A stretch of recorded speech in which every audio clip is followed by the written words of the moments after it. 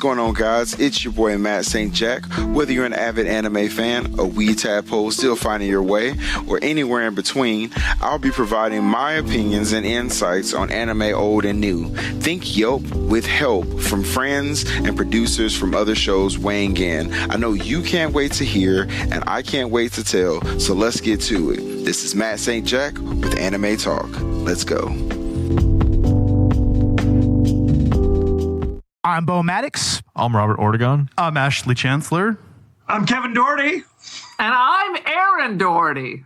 And this is Collateral Cinema and the podcast that wouldn't die.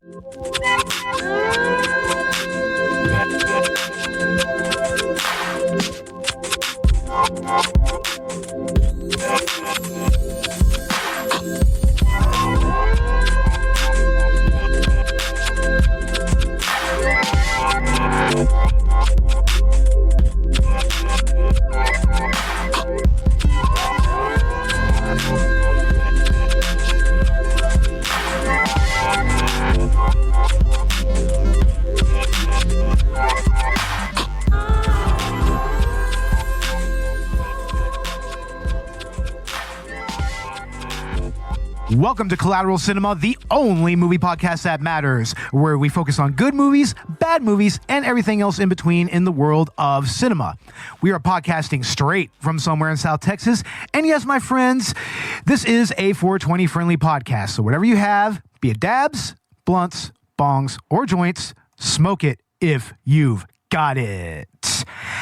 And welcome back to Collateral Cinema. How are y'all doing? Doing great. Dynamite. It's all right. It's all right. It's raining outside. It was a holiday. What could be wrong? Oh, nice. I love a good rainstorm, honestly. It's President's Day, right? Isn't it? Yeah, it's President's Day. Okay, exactly. cool. Yeah, I had the day off, which was nice. Oh, nice, man. Oh, that's awesome. Well, I didn't, but I work at a liquor store, so you Yeah, know. I work at right down the street from him. So Yeah, but anyway, yes, we are joined by Erin and Kevin from the podcast That Wouldn't Die. How are y'all doing tonight? Fantastic.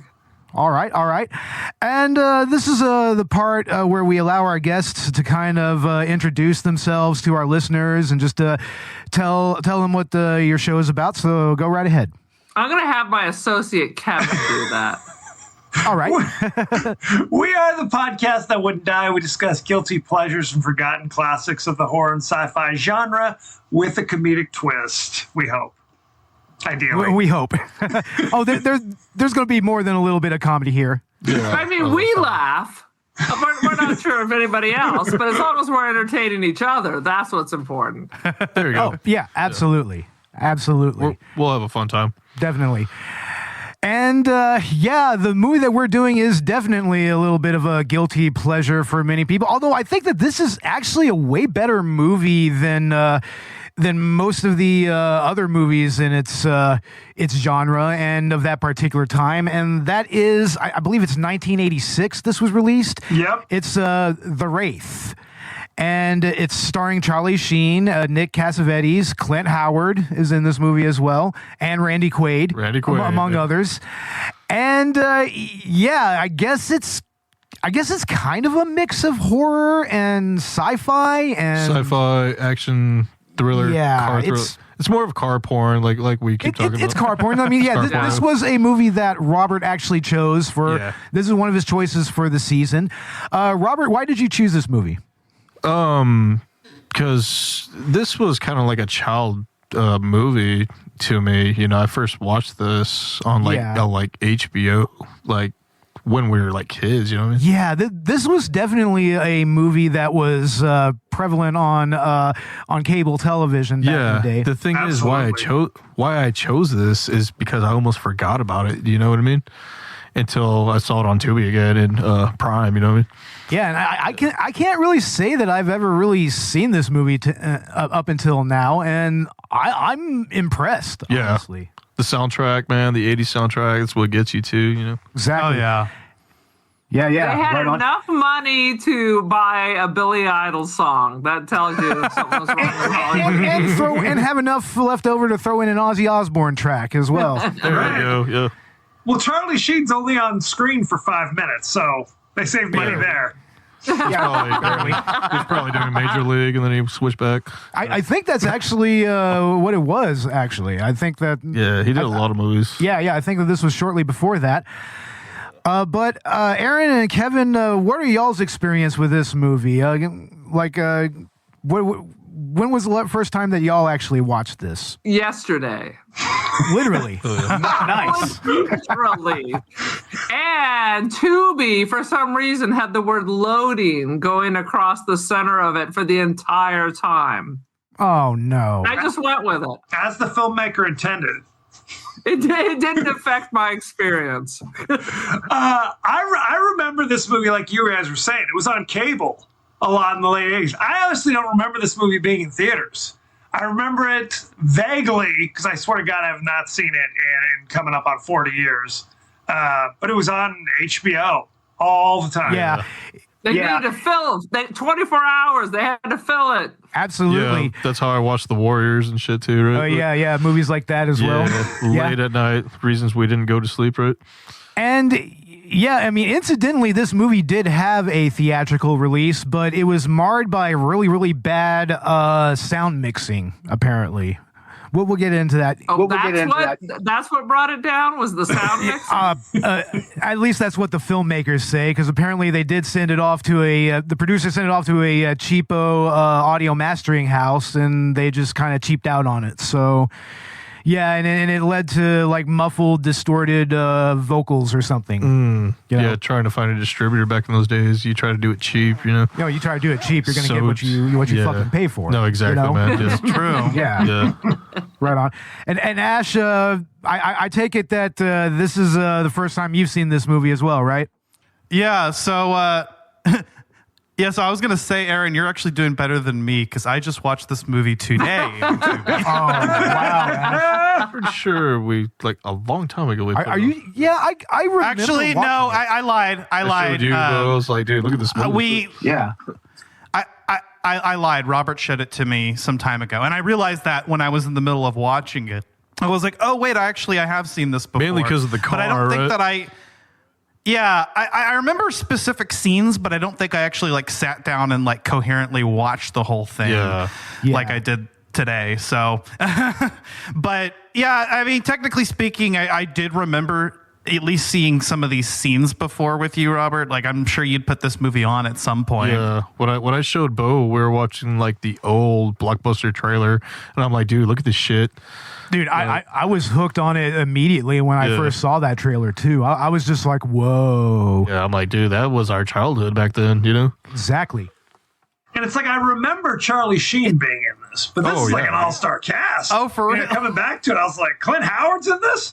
Clint Howard. Clint Howard just pops up everywhere. I know. This is maybe the second or third time we featured a movie with Clint Howard in it, I believe. I mean, first time, I believe it was House of the Dead, right? I'm just waiting. House of the Dead. I'm waiting for Clint Howard. Yeah, I'm waiting for him to like. That's Spanish for death. No, it's like that's Mexican for death. Mexican. That's what he said specifically. That's what he says. I was just waiting for him to hand me some ice cream with an eyeball on it, dude. Oh man, The Ice Cream Man. That's a great movie. I love that movie, dude. Yeah, that's a fantastic movie. But fantastic. It was, yeah. It was fantastic, right? For 86. This was the Ice Cream Man movie. Oh, the Ice Cream Man. Yeah, the Ice Cream Man was 1996. I think everybody was just waiting for a sequel with that one, though. That would have been interesting. It never happened, Yeah. But yeah, this cast is absolutely awesome. I mean, first off, you have quite possibly one of the most underrated 80s villains of all time. Nick Cassavetes as Packard. And oh man, this guy, oh man, you just despise him the first moment you see him, right? I was in a rage the minute I saw the puka shells. Oh, definitely. Yeah, that's an affront in its own right. You knew he was evil at that point, no question. There's no shark tooth on those puka shells? Yeah, there's not a shark tooth or two there. 2002, 2004. And then someone had written in the dirt on his window, 55, no. You can't drive 55. Exactly. You can't drive 55. Not with those puka shells. Nope. Man, I'm surprised that song wasn't on this soundtrack, honestly. to be honest. I mean, but yeah, I mean, Nick Cassavetes, he is just so easy to hate in this movie. It kind of makes you forget that he's a bastard. Yeah, it makes you forget that he went on to make The Notebook. You know, it's like, wait, I mean, he just encapsulated that 80s sleaze that, you know, that you really need for a perfect 80s movies villain. Was he wearing a wig in this, by the way? His hair looked crazy. His hair I don't know. It does. It looks amazing. The thing looks good. Yeah. There should be like wind blowing it all the time, you know? I know, right? Like anytime he's on screen, there's just a breeze going through his hair. Exactly. Oh, that would be absolutely perfect. Just cue Fabio, and just I know, right? The wind blows. But it's insane just how he just controls this poor girl, you know, played by who played the girl? Fenn. Sherilyn Fenn, yeah. Super foxy, by the way. She's always gorgeous. She was on the Gilmore Girls and was still beautiful with short hair. Absolutely, yeah. And also Twin Peaks, right? Twin Peaks as well. Twin Peaks, yeah. Two Moon Junction. And dating Johnny Depp at this point, who they tried to get in this movie, but I guess the producer was just like, nah, he's a fucking nobody. Like, yeah, I think I told you, like, I saw we got Clint Howard. We don't need no damn Johnny Depp. Yeah, I'm pretty sure that this is maybe a little while before Nightmare on Elm Street, maybe, or maybe a little while after. Johnny Depp's name wasn't even really out. So I mean, he was kind of getting started, but not really on the rise at that point. I think I've seen her on 21 Jump Street, actually. Yeah, on 21 Jump Street. One of the episodes, you know. On the original television show, right? Yeah. I'm gonna say that's how they met. I just made that up right there. I don't know. For all we know, that probably is the case. Yeah, I think she did like an episode on 21 Jump Street. Yeah. Yeah, but Cheryl really plays the quintessential all-American small-town girl here, you know? I mean, you really feel for her because she's been run through the ringer. Like, her boyfriend, Jamie, is gone, you know? And murdered in front of her. Yeah. Which I don't see how the hell she wouldn't have seen that Packard and his gang was the one who did it. It's like, I mean, come on now. I think they threw a bag over her head or something, right? Yeah. It did, but that should only work so long. It was like a potato sack, and then they threw her in a trunk or something. They play hard in Tucson. Exactly. They don't play in Tucson. Absolutely. No, absolutely not in Tucson, Arizona. We don't fuck around, right? No fucking around there. I mean, shit. Just look. I mean, the rest of Packard's gang is also really, really memorable. I mean, of course, we have Clint Howard, who is sporting an homage to Eraserhead. Oh, with that for hairdo. Sure. Oh my god! At first, I wasn't even sure it was him. I'm like, what the fuck? Because of the hair. It's like Eraserhead and Kramer had a baby. Yeah, exactly. But then you look at him, and he's like so obviously Clint Howard. I mean, his face is unmistakable there. He's got that baby Andy Griffith. The baby Andy Griffith face, yeah. Him and his I brother. think it's the teeth is the giveaway. Absolutely. It is. Exactly. Yeah. I would say even his eyes are the biggest giveaway for me. You know, I'm just like, oh, that's definitely Clint Howard. Oh, you know it's Clint Howard, yeah. Yeah. But he's honestly really, really good in this movie, and actually ends up being the surviving member of Pac's gang in the end of the film. So yep. I mean, he was pretty much just the mechanic or the technician of the group. You know, I mean, it's interesting because this group has a hierarchy and they all have like certain jobs within the group. Like, I mean, one of them is actually takes care of all the financials and everything. You know, and then they have Gutter Boy and Skank, the greatest characters in movie history. I might add. Those are the Road Warriors, dude. Those are the real Road Warriors, man. Homeboy was drinking hydraulic liquid. Yeah, I noticed that. Hydraulic liquid, Yeah. WD-40 at one point. Snorting WD-40. What do they call it? It's like, that's hardcore. There was a name for that. I forgot the name. It's huffing it, right? But God bless the name. What they were Gutter Boy. drinking. It was what do they call it? I forgot it. Damn. Oh, I don't know, man. But it's like, yeah, man. God bless Gutter Boy and Skank. They are so amazing. I mean, poor Gutter Boy, man. I mean, he's obviously a little derpy, you know, but Yeah, he's touched. he is. But they're so much fun every time they're on the screen, right? Oh man, yeah. Almost felt like Class of Nukem High should have popped out. Yeah, I know. I was about to say they almost feel like trauma Cretans. Yeah, right? the Cretans should have popped out too. Look, right They when were they like drank the that Road fluid. Warriors, weren't they? Like everybody had there's like the dude wearing the Letterman jacket as part of the gang. There's the weird dude with the mohawk over here. It's like we're all represented. They were just like the Road Warriors, but you knew in your heart you can kick the shit out of them. Oh, absolutely. Yeah, you can. I mean, maybe other than Packard, you can totally take the rest of his gang on. I don't even see how the hell they were even a threat. This movie almost felt like Mad Max, almost with the road piracy, right? I recall the director saying that in the end he was trying to do George Miller, I mean, about as good as George Miller could do it, but he was just like, nah, we're not going to get that close, but we can at least get an approximation of it. With an Arizona desert with cool cars and miles of fucking desert, right, baby? Well, incidentally, it was winter when they made this movie, so they're all freezing their asses off. Gotta be. You know, and in Arizona, it gets cold during the winter. You know, desert gets winters. cold at night. Especially if you're wearing a leather vest with no shirt.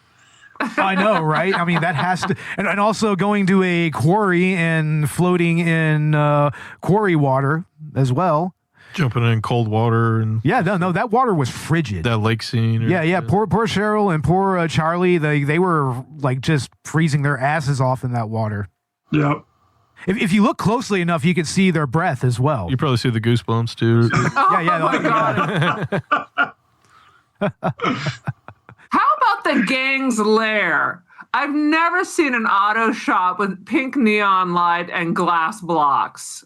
It was practical. Quite a place. It was retro wave before retro wave was a thing, you know? it was somehow already retro wave, and it was right in the middle of the 80s. No, you're right about that. You move the cars out and it's a club.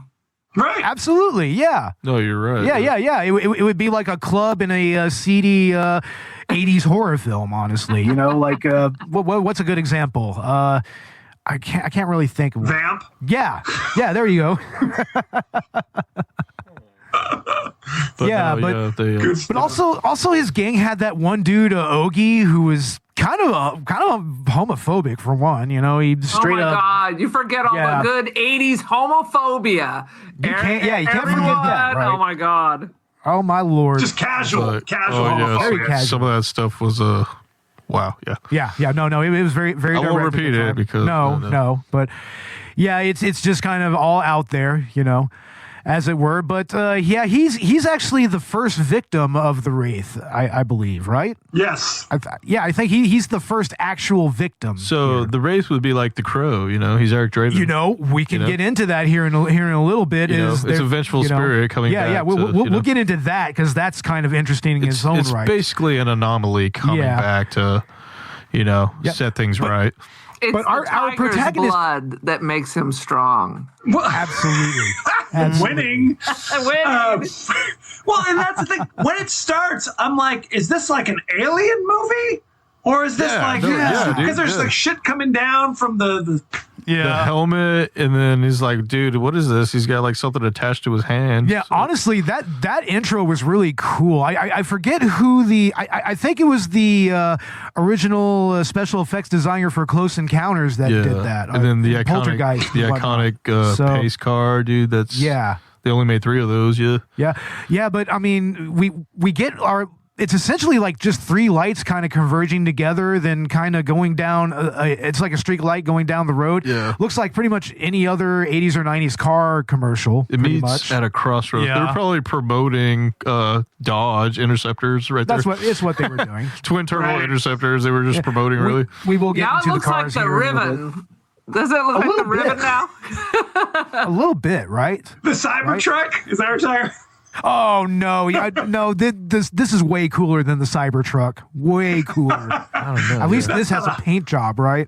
That is true. That car. It's like, dude, nobody's ever seen that. It's like an alien car, right?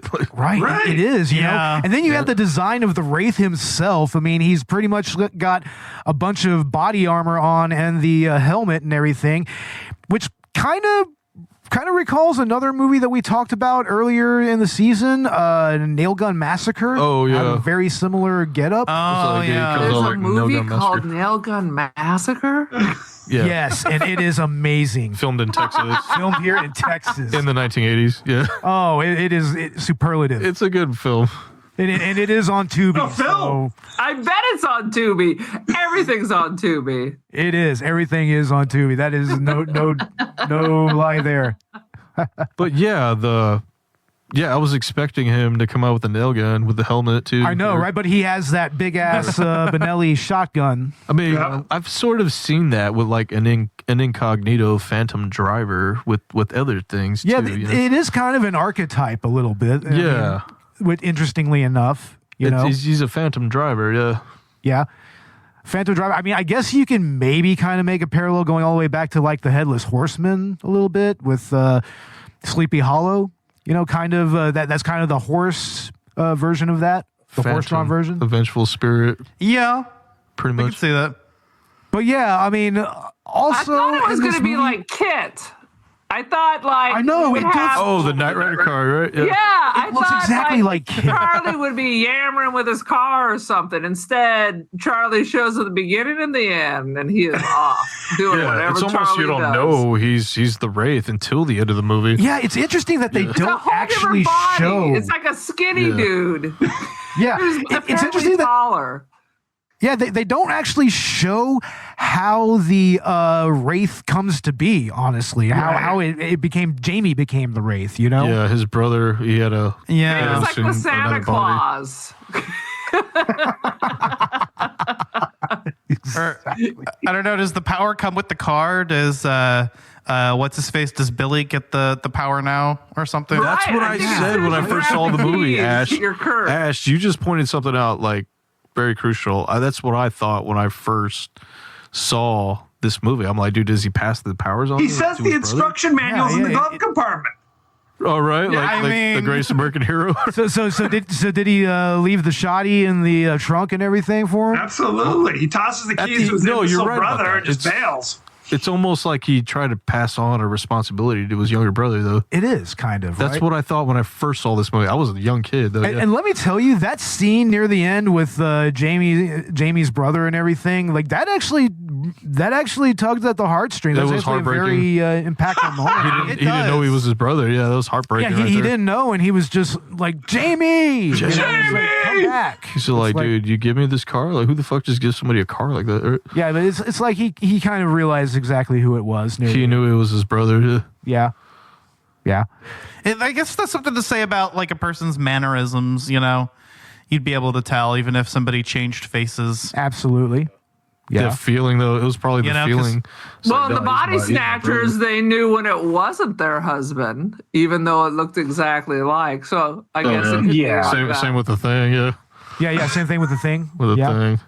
Exactly. So had the brother ever met Charlie Sheen before, or was it just some rando giving him a hug as he's walking out of town?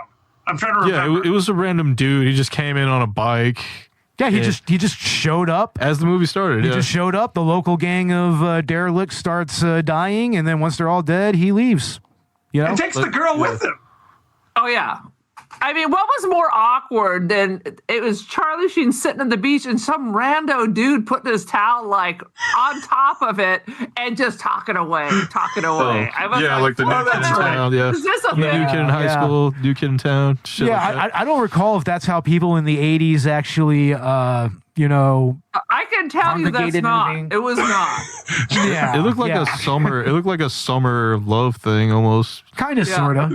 Like it probably only lasted a few months. All I gotta say is that this man is a Giga Chad. Okay, he comes and he barges in, drives a bunch of gang members off the road and kills them. Refuses to explain and leaves. Absolutely. Does not elaborate at all. And then he just gets his girl and he just heads out. And where are they going? To go sleep by the river? Or he has some I don't place? know. Or it's just them in a dirt bike and her big purse? That's all you need. That's all you Still in need. Arizona, yeah. Yeah, well, I mean, to be fair, it was the 80s. Arizona. You're still there. What do we go to Los Angeles? Yeah, let's go to Los Angeles. No, that's what I would do. I'd hightail it to the West Coast. Let's That's go to what I would LA. do. Yeah, we have to. It is funny now that I'm thinking about it. It's like the creepy brother like pulls up a chair next to Charlie Sheen, and Charlie Sheen does not give him the time of day. Really, this is your brother, right? Yeah. You should be talking, spending time. He doesn't spend like any time with him at all. He's like, get the hell away from me. Leave me alone. I'm staring at my girlfriend over here. Well, it's kind of implied that somehow Charlie Sheen doesn't look the same as Jamie. Right. Almost look like that dude. Yeah. Yeah. In the flashback scene where they killed that dude. If you look closely in the flashback, that's obviously not Charlie Sheen. I'm like, no, that's not him. It almost looked like him. Well, more than implied. I mean, they it's kind of like the main plot point is that nobody recognizes him. So it's almost like her boyfriend realized got that it's her, him. and it's like right at the end she accepted him. So is the little brother going to change how he looks now that he's like the car man? Yeah, when I saw that, I'm like, is he going to be the new Wraith now? Does he like turn into Emilio Estevez or something? I mean, is that what happens? That would have been the best. That would have been amazing. Or does he have to die? Like, that's a lot of responsibility to hand somebody a car like that, right? Yeah, no shit. Look at that car. Yeah. Yeah. I mean, it's a family business now. Vehicular homicide. That's And how we then do why it. don't the people burn? Why are their eyes black? Not explained. Right. All Shang Tsung style, right? Yeah, Shang Tsung took their souls. It's like Shang Tsung just totally took their souls and now they're just all withered away. That's a Mortal Kombat reference, Aaron. It's a video It game. is. Yeah. Yep. Yes, Mortal sir.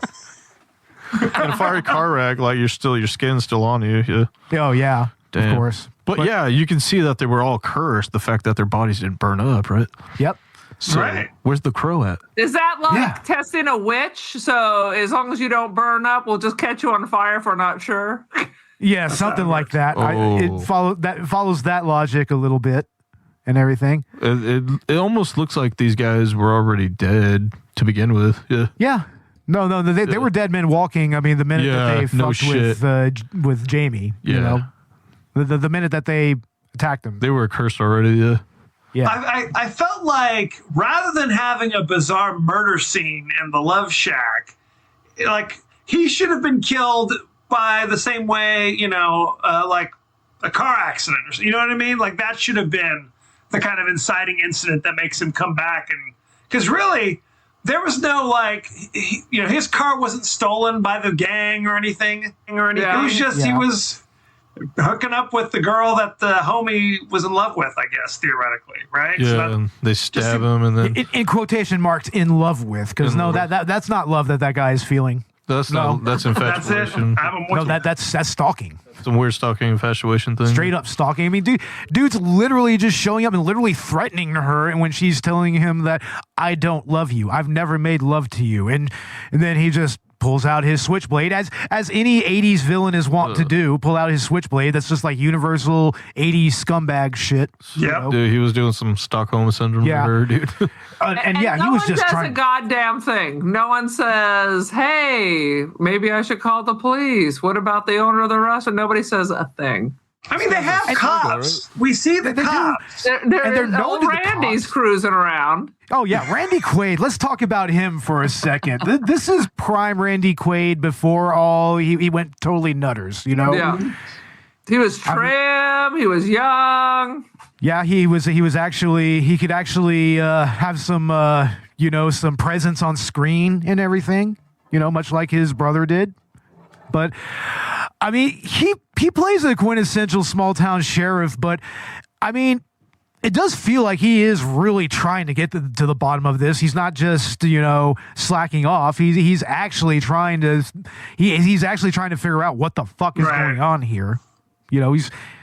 So he's putting in some detective work here at the very least, and he obviously has a contentious relationship with Packard and his gang. Right. I kept waiting for like a reveal, like they're on the take, like the cops are on the take with the street gang, or there's some kind of connection between them. Because why did the Wraith have to like go on this revenge tour if there are police, right? Who could theoretically investigate the crime and bring the villains to justice? No thanks. No thanks. So is Randy Quaid gonna arrest the younger brother, or he just gives up now? I don't know. He does go and talk to the younger brother for a moment, but yeah, I mean, all the moments that he interacts with the gang are just absolutely awesome. I mean, I love it. I mean, it's just such a great dynamic between the two, Like especially how everybody they do kind of cower, but Packard's just he's still just Packard. He's just like, nah, fuck this guy. But yeah, Randy Quaid is definitely a good addition to this cast and whatnot. An evil force took his life. An unearthly power has brought him back. He is a phantom, a wraith, a cosmic spirit given another chance. Are you new in town? Yeah. Who's the kid? I turned my back, and the next second he was there. Like magic, almost. You ever seen one of those before? Let's just add it to our collection.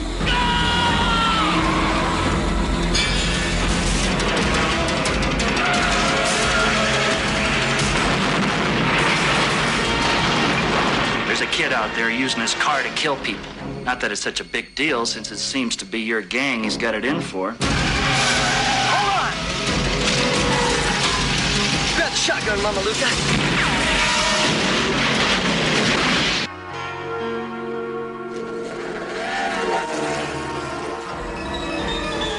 A wraith, man! A ghost! An evil spirit, and it ain't cool! What are you doing? Packard, stop it! Get in the car. What are you doing, man? You Get out of my face, Burger Boy. You wind up dead like your brother.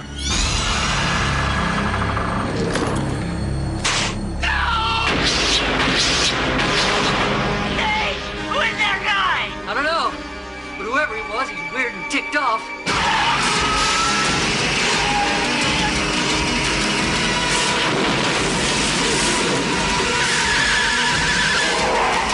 I seen his eyes, Loomis! Who are you? Who are you?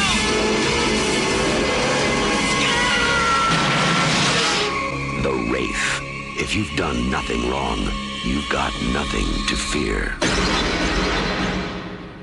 But I guess on that note, we can actually kind of go into some of the cars and some of the action involving cars in this movie.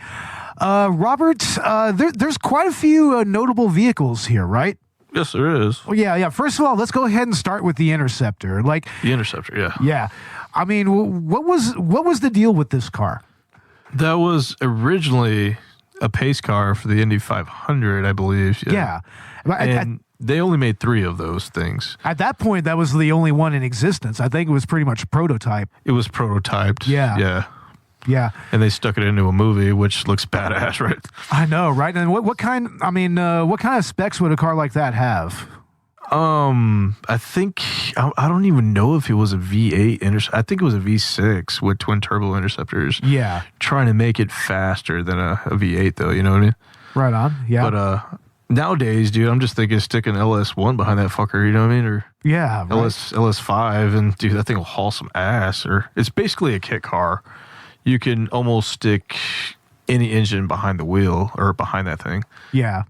I almost would stick a GT40 behind that motherfucker, you know? GT40, exactly. Yeah, right? you know, have a Le Mans car go in or something, but yeah, turbocharged interceptors. I think they were just experimenting with that for police cars, you know. Police cars, yeah, right on. Dodge wanted to do a whole thing with the police cars. Even Ford wanted to make their Mustang police car, you know what I mean? Oh yeah, definitely. And Packard's car is that's more of a vet, right? Yeah, he's got probably like an early 81, 82 Corvette. Ooh, nice. Yeah, that he modified, right? Yeah, no, it was definitely a modified car. You know, I mean, I was just looking at that Firebird Trans Am with the supercharger, dude. Yeah, but isn't there something kind of off about that though? Yeah, I'm like, I mean, aren't there supposed to be certain parts of that that's actually kind of open so that you have better like air intake and whatnot? Yeah, the supercharger. That's pretty much freaking. Yeah, but the first Fast and Furious. Yeah, but I think that on that it was actually all that was closed, and so I mean it wouldn't get the right airflow, right? Right. It was just pretend. It was a pretend supercharger. Yeah. Some of the. This is probably like a hood pretend thing over it. And of course, I believe that this is Ogie's car, right? Yeah. Yeah, that's the first car to actually go. These are all the Frankenstein cars that pieced themselves together right after the Wraith blew everything up with a shotgun. Remember that? Uh-huh, exactly. So they automatically get pieced together again. And how did you get them, like, I mean, I guess Clint Howard is a good mechanic, though. Oh, I mean, he was even coming up with like a radio scramblers or something. You know? So right after Charlie Sheen shoots the cars up with that energy-based weapons, the cars are almost automatically together in the next scene too, right? Yeah, that's if you notice that. Yes. Next morning they're fine. Yeah. Excellent turnaround when it comes to putting a car together like that, right? Mm-hmm. I mean, they're pretty much right back out on the road, like almost like after a day. American ingenuity, bro. Just like the right car, though. Wasn't it weird how like Clint Howard is going to install some kind of crazy device on the Wraith's car, and the Wraith's just like, that's cool. Let me pop the hood. You know, put whatever kind of kill switch you want on my engine. We're good. So there's no kill switch with this live engine here. That engine was fully animated, by the way. But I mean, I guess they didn't have a whole lot of money because they couldn't really show it on screen for very long. They look like some alien technology. It did. I mean, Clint was just like, Pac, you need to come and see this. Mm-hmm. It's like, I mean, this does not compute. That thing was alive, dude. Yep. You saw that? In a way, that's kind of what it felt like. It felt like it was its own kind of organism. Yeah, it was an organism. You're right about that. Yeah, it was a living, breathing thing. Ooh, bro, no shit. Yeah. Yeah. And I just got to say something about, I mean, Gutter Boy and Skank's ride. I mean, that's a little fastback, right? Oh, that's like a 67 Barracuda, right? Yeah, it's a Barracuda. Yeah, that's right. Fastback window. Yeah. The Barracuda, dude. The Barracuda. Like they end up blasting it with a shotgun and rolling it, right? Yeah, man. Trying to chase Jamie and Kara. I've actually seen one of those in my whole life. It was all white. Classic, man. Wow. As soon as I looked at it, dude, I was like, dude, where are you going to find the glass to the back of this window, dude? I know, You're not going to. Yeah, that was probably difficult to find even back then, right? Mm-hmm. Yeah. And these car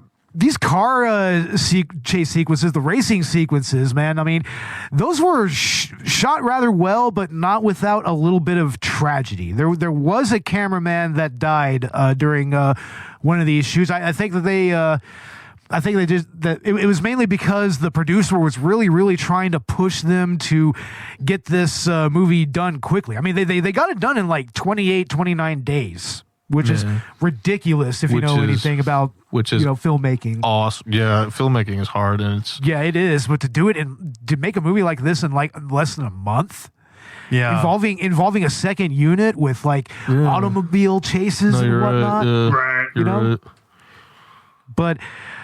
But yeah, unfortunately, a camera operator that was driving on the camera car, he was killed when it was just so overloaded with people and equipment, and unfortunately, it rolled over on him. It was very, very tragic, and it's something that really, really fucked with the director of this movie. I think his name's Marvin. He does not have good memories of this movie. Of making this movie, you know. Charlie Sheen says, like, dude, I don't know why. Yeah, exactly. but yeah, even so, even with that death, I mean, the car sequences in this movie are very well done, like especially for being done in such a short period of time. Of time, yeah. The stunt car, like the whole thing, yeah. I love that, man. Like, I don't know. Well, it was a lot of like. We're racing, the Wraith pulls ahead, goes around a blind corner, and then just blocks the road, and then they crash into it and explode. Yeah. They did that a few times. Yeah. Which is a very interesting way to kill off his victims and whatnot, you know. He has a shotgun. Why does he just shoot him? Well, I mean, he just does that to the cars because he knows that they care more about the cars and everything. That's intrinsic to their operation. Like Bo and I said, they also die. They do die, but they die by car crash. Car wrecks, yeah. I mean, maybe it's kind of a hoisted by their own petard kind of thing. And then the spaceship UFO interceptor drives off, right? Yeah, exactly. Which is cool. Yeah. It blows up along with the car that it's. That it's racing, and then just automatically reforms and drives off. Right. So, I read somewhere that each time he kills one of the villains, one of the braces that I guess are on all of his limbs kind of pops off or something. And so yeah, exactly. That's exactly what happened. Oh, is that how he gets his freedom? He has to. So he's offered his brother this curse. And by the way, you guys are right. It's the Tesla Cybertruck. So maybe this is Elon Musk's plan all along. No. I don't know. Can we not involve Musk in anything? This is definitely a vengeful spirit, though, coming back, and kind of like the Crow, though. That's how it all starts. Get to that here in a little bit, but I mean, I like the cars racing sequences are a lot of fun to watch, and they're very intrinsic to this movie and everything. What was the thing with the braces, though? Like, I just, like what was that? What is that supposed to mean? I don't know. I mean, maybe it's supposed to signify the way that he was killed. I mean, we don't really see how he was killed. We see how he was attacked. I know what you mean. Those braces. Yeah, and then it's almost like some sort of power thing. It's like a piece of his power that's disappearing, like a piece at a time. And then after the last time, he's like, I can't do that anymore. Yeah. So that's kind of how I interpreted it. I don't know. But does the new driver have the power? Have recharged power now? I don't know. And did he do something bad? He's got to pay off this?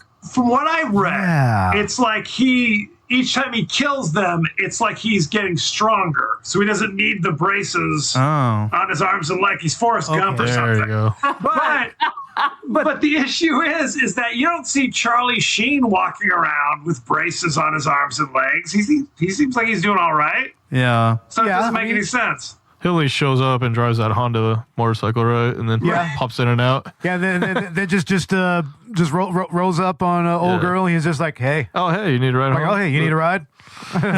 Shirtless and his denim jacket. Exactly. As they do. And then before you know it, you don't even know he is the Wraith until he, rides off, and then he dissipates in the... in the stars, right? Yeah. It dissipates into the lights and everything. Yeah, it's like, oh man, he's the Wraith. Oh my god! Like my brother, when I first showed my brother this, he was like, dude, I didn't even know that. This is a badass movie. Yeah, I know, man.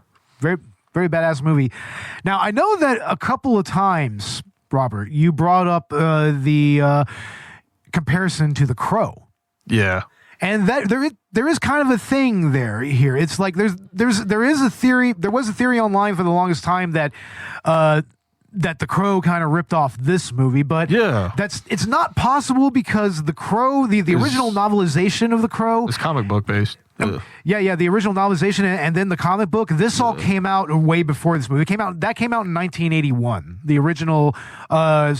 original novel and the comic series came out in the early to mid 80s. And this came out in 86, 87. Yeah. So the Crow does predate this movie, but it's difficult to deny that there isn't a little bit of a similarity. Feature. Yeah, no, you're shit. So the Wraith ripped off the Crow. That's what you're saying. Yeah. I mean, even all the way down to Gutter Boy and Skank. Like there is a Skank character in The Crow, right?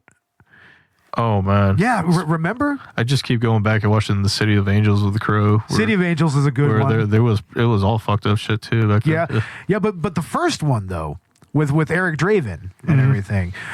I mean, Devil's Night right on Halloween. Yeah. Yeah, this movie does kind of have some of the same story beats there, like especially the whole vengeful spirit coming back to take care of a gang that attacked him earlier, and that he's kind of maybe dead but not dead. He doesn't go away until all of them are gone. Yeah, exactly. And once he's done with them, he moves on, just like The Crow. So there is a little bit of a parallel, and that has been kind of brought up in certain circles that discuss this movie, but apparently it's tenuous at best. It's more of a coincidence than anything. It seems like if anything, this movie would have ripped off The Crow originally. Or I would put the Wraith almost like a Guyver thing here too, right? It's kind of Guyver, with the Guyver suit, Yeah. I mean, I don't know if y'all have ever seen The Guyver, based off of the manga. Not Miikever? No, not MacGyver is badass. The Guyver, I believe Mark Hamill was in those movies, right? The Guyver, and then part 2 was a different actor. Yeah, part 2. Yeah, but it originally had Mark Hamill as the Guyver. Dark Hero. Part 2, watch part 2. The fight scenes are dope. Yeah, but there is a little bit of a similarity there with kind of, a living... kind of the living machine organism, kind of like maybe with the interceptor and also the way that the Wraith is dressed. No, you're right. It's definitely a living organism. Yeah. So there's another parallel there, I guess, with another interesting movie series and everything. I think you could also compare this movie to Grease 2. You know what I mean? You've got. I actually have heard somebody bring up that Grease 2, that this is kind of similar to that as well. I was watching that the other day. Somebody has actually brought that. I think it was some discourse on Reddit about Where it. like a phantom dude comes on a bike. Yeah. I was watching that the other day. Yeah. Cool Rider. The Cool Rider. Yeah. Michelle Pfeiffer just dances. Yeah. That just makes it a little. He's just misunderstood. Absolutely. I'm like. I think when I was watching Grease 2, I was waiting for John Travolta to pop out. It never happened, right? No. But I think most of us were waiting for that. I don't think Grease 2 needed John Travolta. I mean, you had Adrian's mad. What else you need? Yeah, right. First Grease was cool. Honestly, I saw Grease 2 before I saw part 1. Yeah, but I won't lie. Those movies are cool. I have mixed feelings about the first movie. I found. When I was growing up, I found it a little boring, honestly. But then when I got older and I got all all the dirty references in there, I'm like, oh, okay, I see what this movie's about. It's a Broadway musical play, Bo. Look. Yeah, but it's like, I mean, my God, it's almost just as horny as Rocky Horror. I mean, absolutely hornier even. Honestly. But when you're little, it just rolls over. You don't even know what they're talking. You don't even think about it. But then you're right about that. You're like, what the fuck? You just go with it.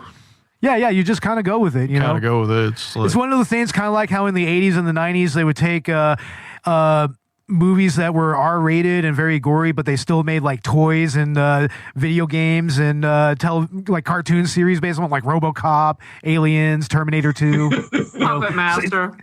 Puppet Master, yeah, it's kind of coming from that same place a little bit, Every kid. I guess you can even argue Beetlejuice.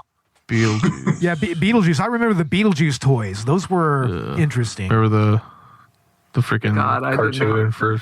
And the cartoon. Oh yeah, there was a cartoon. The Saturday morning cartoon, the Beetlejuice. Yeah, good stuff though. Honestly, if y'all youngins are listening to this and y'all haven't watched the original '90s Beetlejuice cartoon, find it. It is great. It's a classic series, honestly. Oh, and I think Beetlejuice 2 should be releasing. Yeah, that's right. Beetlejuice 2. Beetlejuice 2 is coming out. Next got year. all the Jenna Ortega attached. Jenna Ortega involved in that. Michael Keaton. Yeah. I think Winona Ryder too. I think she.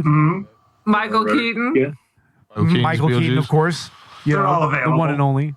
I'll be there. Excited right after putting on the Batman suit again. Yeah. He's having, I don't know. Michael Keaton seems like he's having a blast. Yeah, nowadays. he's excited now. Yeah. Seriously, like if there's Michael Keaton's great. If there's like one good thing about, like, say what you will about The Flash, seeing Michael Keaton just have fun in that role has to bring a smile to your face. Like that was the best part of that movie. Honestly, it brought a lot of old memories back. Yeah, dude. Oh, definitely. It's like, oh man, I gotta go watch the original Burton Batman movies now. But that was I guess iconic. I think I still have some trading cards from back in the day in a trunk. Oh, I had those. Oh, I remember those. Yeah. I had some of the trading cards. I had the original RC Batmobile from the '89 movie, from the original Batman movie. That was really cool. I had a '89 Batmobile too. Yeah. Best Batmobile ever, by the way. Shit. Yeah. But I guess that we could go ahead and start wrapping up on the Wraith now. It feels like we've touched upon what we're going to touch upon here. And this is the part of the show where we get into final thoughts. So we'll go ahead and start with the podcast that wouldn't die. Erin, Kevin, go ahead. Well, I appreciated that the crazy meth heads in the desert knew what a Wraith was. I know, right? Oh, they were still playing D&D back in the day. Oh yeah, this is like prime D&D time. Dungeons and Dragons, hell yeah, dude. Absolutely. Yeah, Satanic Panic still going on at this time. I mean, come on now. I mean, in all honesty, not one of my favorites. I'm going to be honest. I remember seeing it, like I said before, as a child, like sleepovers. It was on cable. But I think, honestly, there's a reason why I haven't seen it in the last 40 years. So, no offense. No, yeah, I think a lot of us forgot about it, really, you know? I wasn't even aware of this movie, and, you know, I was a kid during the 80s and everything. I was aware of 80s movies at that time. If you were a car junkie, you probably would have picked it up, Yeah. It's like, it's one of the first things I did. I'm like, what the fuck is this car, you know? Right? It's a Cybertruck. It is. It's a Tesla Cybertruck. And back then, we had, like, you know, the car and like Christine. And so like we have these killer cars. All those other great movie cars that Maximum Overdrive. Oh yeah, I love that film. Yeah, definitely. I mean, Charlie Sheen acting crazy and driving around in a car, that just seems like a Saturday night in Hollywood. Exactly, right? Yeah. That's just every other weekend. All the drugs are in that car, or all the drugs in his system. In this system. Yeah. And then Jay Leno in the other driver's seat, right? And there's the passenger seat. Oh, did y'all see that picture? Incidentally, y'all see that picture of Jay Leno driving a Cybertruck looking like the goddamn Crypt Keeper? Oh, it's look it up. No, they caught him in his hometown driving a Cybertruck, and yeah, he looks a little lost, honestly. Oh man. He's just like, what the fuck is this thing I'm driving? It is a ridiculously shitty looking car. I found it by Googling new DeLorean and it popped right up. Oh, I wouldn't even go close to comparing this to DeLoreans. The DeLoreans had actual the size. Oh, the DeLorean back in the was the gold wings, like a gold wing Mercedes. Oh, yeah. That's what they took it from, right? Yeah. Yeah, the Mercedes back in the day. Yeah. Exactly. But Erin, what did you think? I think this is one of the worst films I've seen. Oh, really? Come on. No, you're good. One of the worst. I mean, Charlie Sheen don't even like this movie. One kidney buster out of 5. One kidney buster. Yeah, you better put that kidney buster away. You're good. Charlie Sheen doesn't even like his own film. Kidney buster? Oh, yeah. Fucking kidney busters, good old shotties. Honestly, the Estevez and the Sheens they don't even like their own movies. They rather watch their father, Martin Sheen, and all the classic stuff he did. Dead Zone.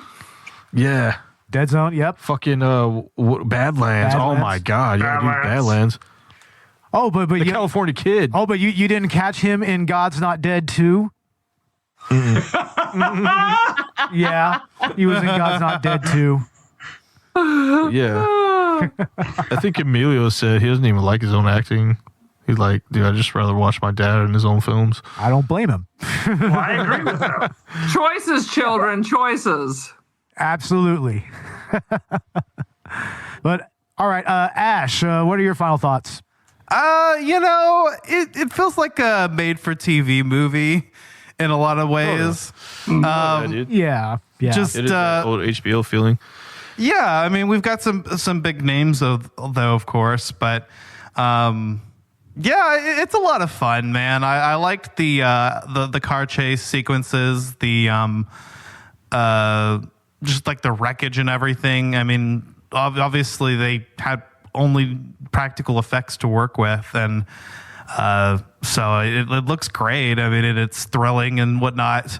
I don't know if I'd really take the movie seriously, but it is a lot of fun. I love the method tweaked out characters, Skanky and Gutter Boy. That's what makes it real. Of course they're all methed out, hanging out in the desert. Let me remind you guys, there's a whole club for this on Facebook. Yeah. Oh, there is? Yeah. Nice. You can be a member. Nice. You just have to answer a few questions. Oh, yeah. And Clint fucking Howard, man. Oh, why not? Oh, of course. Of course, bless man. you. We got to keep him working. Oh, yeah. Absolutely. Yeah, definitely. Keep the Howards working. Now, why does he get to live? Why did Clint fucking Howard? Basically, exactly. He's a racerhead. You gotta let a racerhead live. That's right. He's been through enough. Oh my god. No, yeah, the Eraserhead thing. That's funny. But Robert, what final thoughts? What's up? This movie, it brings back a lot of memories just being a kid, mostly because I remember watching The Warriors like back to back with this film almost. Yeah. And I think it's Sean Penn's Bad Boys, Yeah. Oh, Bad Boys. Yeah. You showed me that movie. And it just, it goes real back from being a kid, really. And just, it was just always playing on HBO and Showtime. You would find Showtime stuff too. Yeah. Yeah. It also kind of found a second life on VHS as well. It was one of those movies that, really benefited from the 80s and there VHS boom. Yeah, there is Blu-ray releases on this too, and Maximum Overdrive, which are kind of pretty good too now. That seems like that'd be another good little double feature. Maximum Overdrive and The Wraith. Yeah. Emilio and Charlie back together again? I know, right? There you go. That'd be amazing. 2.5 Men. Get rid of Ashton Kutcher. Oh my god. Oh my god. I'm surprised nobody's made a 2.5 Men reference yet. Oh man, right. Yeah. But John Cryer, throw John Cryer in there and do that. He's funny as shit. Right on. John Cryer. I mean, my final thoughts on this movie. I mean, this is, for one, the most 80s fucking thing you'll ever see, honestly. It's very, very 80s. And they spent money on this. They licensed music. Arizona Desert. Oh, that soundtrack. I mean, what was it? Billy Idol? Robert Palmer? Yeah, the soundtrack gets you. Cruise on this? And then Ozzy Osbourne too. Ozzy? Yeah. And who else was on there? So just getting the rights for all of them would have been so much more money than the movie, right? Almost. It kind of feels like half the budget was just getting that soundtrack together. It's like the rights are probably worth more than the damn movie. I know. That's why they could only get Charlie for 10 minutes. I know, exactly.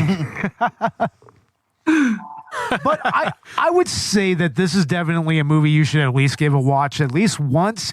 If you're into cult cinema, if you're into that sort of thing, you're definitely going to love this, I mean, and that is something that, especially Robert and I, we share a love for that type of cinema. Oh, yeah. I'm a car guy. I'll watch any car movie. Car guy. Yeah. But also just kind of B cinema, B-movie cinema and everything, Oh, yeah. Mockbusters and all that good stuff. Oh, that's a late night discussion. Yeah, really. like full moon features and stuff like that. Yeah, dude, I love me some Full Moon. Oh hell yeah! I got a bunch of Full Moon right behind me. I'm like a Full Moon Asylum feature dude. Yeah, I was in their fan club, so I get my newsletter, so I knew what was coming to the video store. Hell yeah, that's awesome. Yeah, newsletters. That's exactly how you knew when new releases was coming out. Yeah, the latest Ginger Dead Band was coming out. Oh yes, a Puppet Master was coming out. Yeah, Head of the Family, Demonic Toys, all that good stuff. Evil Bong, Demonic Toys. Evil Bong, which that was an episode 420 episode of ours. Yeah, we did one. I don't know that one. I feel deprived. Oh, you should at least check it out. It's hilarious. I think Ginger Dead Man is even in there. We even did Intruder too. We reviewed that. Oh yeah, Full Moon production too, right? Yeah. Really good. Really good movie with very briefly Sam Raimi and Bruce Campbell. Yeah, very briefly. It's got Renee Estevez. Yep, it's got another Estevez. It's got one of the Sheen girls. Yeah. Oh my lord. Final girl from Sleepaway Camp 2. Exactly. Might I add, right? Yeah, exactly. But yeah, I would say, this is so 80s, it pretty much loops around and becomes a 90s movie, practically. Yeah. And the cast is amazing, and the soundtrack is amazing. But yeah, don't come in here expecting what would be the second coming of it's no chopping mall. We'll just say it's no chopping mall. Yeah, absolutely, it's not chopping mall. Chopping mall. Oh man, it's. I mean, it's not even a happy birthday to me or anything like that. It's its own car movie they try to do in the Arizona desert, which is pretty awesome. Hell yeah. Yeah. But yeah, that was The Wraith, ladies and gentlemen, and everyone else. Podcast That Wouldn't Die, Kevin and Erin. Where can our listeners find y'all? I mean, we're all over the internet. We're on X, ostensibly. We're on Facebook, Instagram, TikTok, Threads, Blue Sky, for goodness sake. We're on YouTube, Apple Podcasts, Spotify, anywhere the finer podcasts are available. Good times. Absolutely. Yeah, man, I feel you on that. I mean, I'm like literally posting on Twitter, Blue Sky, and Threads, like pretty much simultaneously. It's quite a bit to follow, but you know. OnlyFans, chat roulette. Yeah, we may as well get an OnlyFans together or something. Is chat roulette still alive? I don't think it is. I'm going to go to the Apple store here and see if I can. Do not do that. Do not investigate. And you can find us on Chatterbait. I think that went under not too long ago as well. So, yeah, no more of that degeneracy. But we did release Texas Sundown, though. Yeah, well, we'll go ahead and... Yeah. If you guys hadn't seen that, though, yeah. Yeah, Texas Sundown, Robert. We released that about maybe a month ago. Right? We did, and we're still working on a nice little heist short, starring, written, directed, and starring Robert Ortegon, and also starring Ashley Chancellor, myself, Bo Maddox, and Jesse Ortegon, Robert's brother. All of us. Well. Yeah, we pretty much all chipped into to film. We all kind of came together and made a nice little short film. Little short that could possibly turn into a series, maybe. Maybe it might turn into a little YouTube movie series or something like that. Yeah. It was a collaborative effort, and stay tuned for the next one, right? Oh, definitely. Yeah. We have much more in store on the filmmaking. Honestly, I was wanting to bring Texas Sundown to a whole other thing, maybe with like prequels and sequels. Yeah, just kind of build upon that story and everything. If we could do that, but yeah, we're trying to work on other things too. So. Yeah. And also, I started on, you can find Texas Sundown on our YouTube channel and also on Robert's YouTube channel. You can find that there. And also, just recently, I started a Let's Play series, Collateral Let's Play, and right now I'm doing Beat 'em Up Fridays. I play through old school 90s arcade beat 'em up games, like Teenage Mutant Ninja Turtles, The Simpsons. We just did Battletoads not too long ago, and we'll be doing a Bucky O'Hare arcade here pretty soon. And very soon, and Robert, I want you to probably join me on this series. We're going to start playing through the Phoenix Wright series here very soon. Yeah. Starting with Ace Attorney. I want to start doing that on Wednesdays. Phoenix Wright Wednesdays. Ace Attorney. Yep. Ace Attorney, my man. You're going to make me read shit. Dude, it's very involved, man. I mean, you'll be figuring that shit. I mean, we were playing it earlier, and you pretty much figured out what was going on like almost immediately. Damn, I gotta read though. Damn. Yeah, I'm playing through the Apollo Justice Ace Attorney trilogy right now myself, and I'm about near the end of Ace Attorney, the first one. I'm near the end. I'm at that investigations with the computer and everything, going between past and present. Yeah, you're in the Mason system. That's my main issue with that final case, Turnabout Succession. We'll talk about it more later. But yeah, I kind of get what you're saying a little bit. It makes no fucking sense. Speaking of Apollo Justice Ace Attorney trilogy, on Collateral Gaming, we'll be reviewing that very soon here. I'm most of the way through the game now, but I'm on Spirit of Justice. Yeah, sometime I think this week we'll go ahead and get that recorded. Spoiler-free review on the Apollo Justice trilogy. Afterwards, we will be releasing part 2 of The Witcher 3 and our 2-part anniversary special on Fable 1 and Fable 2. Excellent. Yeah, and also we should be doing our anniversary special for Collateral Cinema here very soon, and that's it's our Miikeversary. in case y'all don't know, we talk about Takashi Miike movies on our anniversary every year. And this year we're doing Happiness of the Katakuris. And wow, what a fucking movie that was. I just watched that yesterday, and that was a trip. But I mean, my Lord. No more than Visitor Q. Strangely enough, his most wholesome movie so far that we've done on here. Very honestly, wholesome. Yeah, I would agree with that. Very, very, not what I thought it would be. Very, very wholesome, fun, family-oriented movie, actually. It really is. Yeah. And a musical to boot, of all things. A fucking musical. So, yeah. That's going to be coming up very soon. And also we have both of our Indiana Jones trilogy reviews up by now. And we also have our year-end review for 2023. I know that we're releasing it a little late this year, but, fuck it. We went ahead and just did it, and we got it out. So, yeah, if you want to hear us talk about some of the other movies that came out in 2023, you can find that on all the podcast apps, Apple, Spotify. I think Google still does podcasts. I don't know.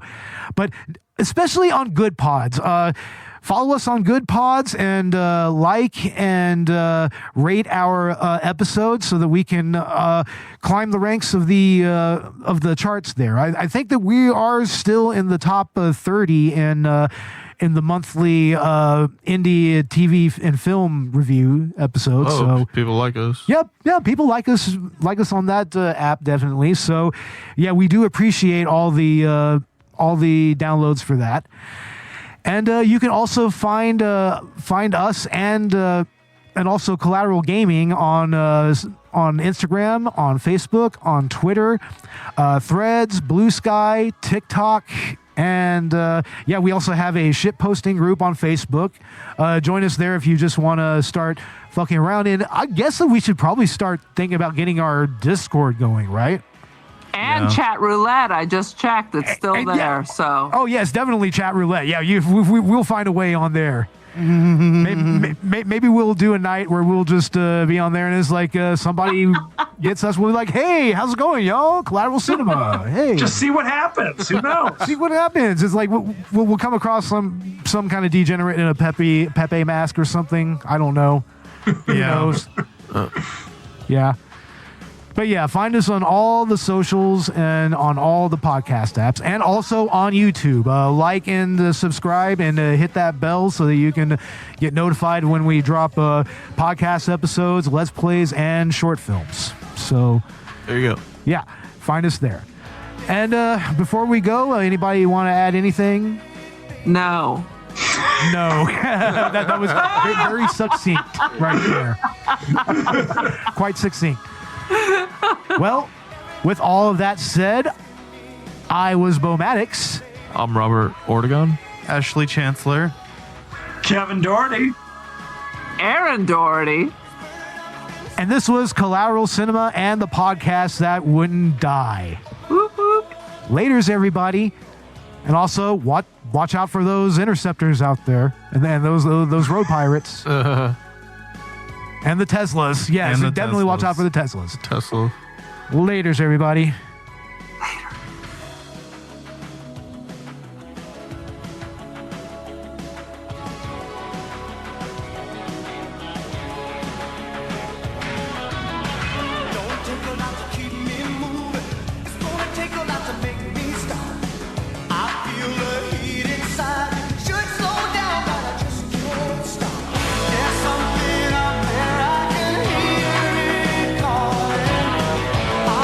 gonna